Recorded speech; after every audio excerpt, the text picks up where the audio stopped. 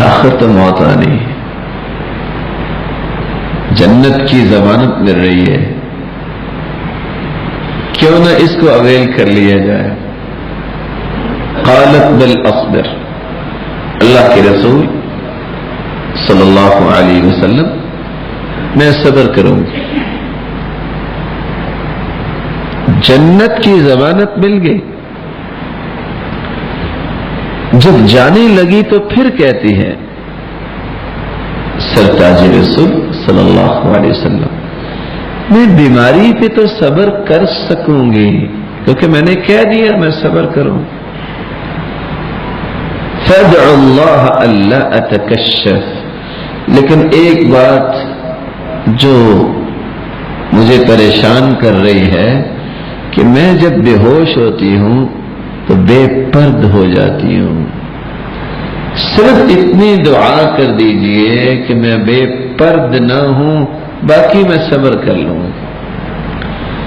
یعنی حیرانگی کی بات ہے، جس عورت کو جنت کی ضمانت دے دی گئی، جنتی عورت ہونے کے باوجود اس کو کس بات نے قلق میں ڈال دیا ہے کہ میں بے پرد نہ ہوں۔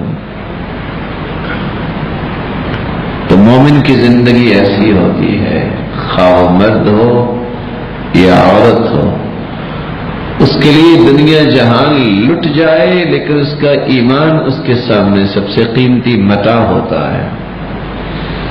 تو سیدہ عائشہ رضی اللہ تعالی عنہا نے جب یہ سوال کیا سرتاج رسول یہ کیا، سب لوگ بغیر لباس کے ہوں گے، پاؤں میں جوتی نہیں ہوگی، بال بکھرے ہوئے ہوں گے، تو کیا مرد اور عورتیں ایک دوسرے کی طرف دیکھیں گے؟ قال یا عائشہ، عائشہ کیسی باتیں کر رہی ہو، الامر اشد من ان یہمہم ذاک، عائشہ معاملہ اس سے بھی بڑا ہے، کسی کو اس دن ہوش ہی نہیں ہوگی، ہر شخص تو پریشانی کے عالم میں ہوگا۔ کیسی پریشانی؟ یکون الناس على قدر اعمالهم في العرق، لوگ اپنے اعمال کی وجہ سے پسینے میں ہوں گے، منهم من يكون الى كعبي، کسی کا پسینہ اس کے ٹخنے تک ہوگا، پسینہ پانی نہیں ہے، جسم سے نکلنے والا پسینہ اتنا ہو جائے گا کہ اس کے ٹخنے تک اس کی مقدار ہوگی۔ وَمِنْهُمْ مَنْ يَكُونُ إِلَى رُكْبَتَيْهِ، کسی کا پسینہ اس کے گھٹنے تک ہوگا۔ وَمِنْهُمْ مَنْ يَكُونُ إِلَى حِقْوَيْهِ، اور کسی کا پسینہ اس کے کمر تک ہوگا۔ یہ پسینہ ہونا بڑی بات نہیں، لیکن نکلنا کہاں سے ہے؟ اس دن کی سختی اور حدت کتنی ہوگی؟ 50,000 سال کا یہ دن، ما اطول هذا اليوم، کتنا یہ طویل دن ہوگا۔ ومنهم من يلجمهم الجاما، اور کچھ ایسے بھی بد نصیب ہوں گے جن کا پسینہ ان کے منہ تک ہوگا جیسے لگام پہنائی ہوئی ہے۔ اور صحیح بخاری کی روایت بتاتی ہے حتی یذهب عرقهم فی الارض 70 ذراعا، ایسے بھی ہوں گے 70 ہاتھ پسینے میں وہ ڈبکیاں کھا رہے ہوں۔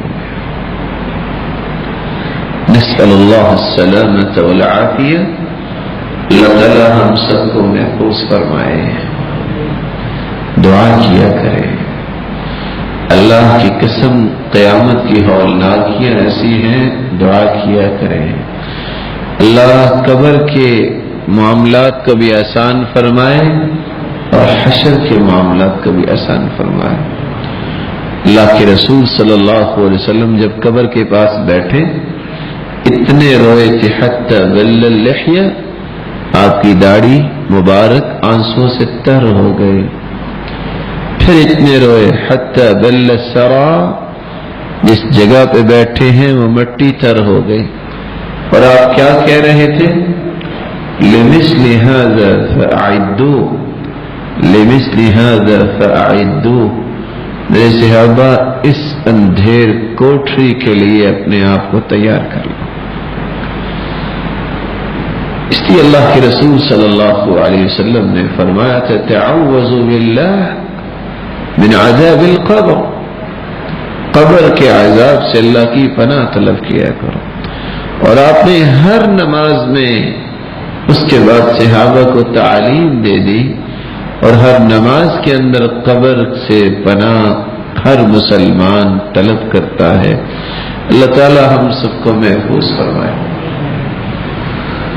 تو رسول اللہ صلی اللہ علیہ وسلم نے جب یہ فرمان جاری کیا کہ سیدہ ام سلمہ رضی اللہ تعالی عنہا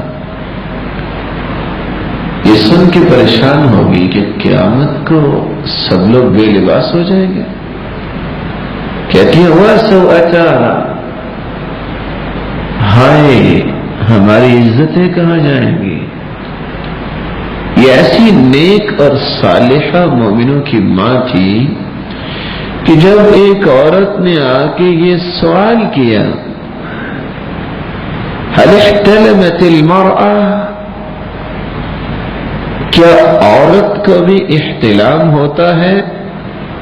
فغطت وجہها، اتنی پاکیزہ اور پاک دامن، اتنی حیا والی یہ مومنوں کی ماں تھی کہ اللہ کے رسول صلی اللہ علیہ وسلم کی زوجہ محترمہ ہیں، انہوں نے یہ سوال سن کے ہی اپنے چہرہ مبارک ڈھانپ لیا۔ رو رہی ہے کس بات پہ؟ کہ قیامت کو کیا بنے گا، بے لباس ہو جائے گی۔ قال شغل الناس، ام سلمہ تم جانتی ہو لوگ تو مشغول ہوں گے۔ قلت ان الذي يشغلهم یا رسول اللہ صلی اللہ علیہ وسلم، اللہ کے رسول مشغول کس بات میں ہوں گے لوگ؟ قیامت کے دن مشغولیت۔ قال نشر الصحائف فيها مساقل الزرع ومثاقيل الخردل۔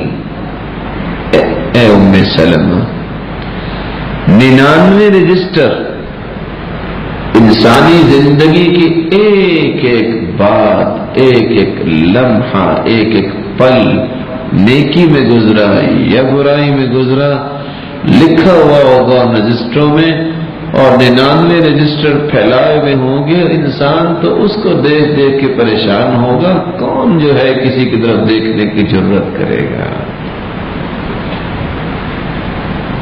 اس ہولناک صورت کے اندر ضرورت اس بات کی محسوس ہوتی ہے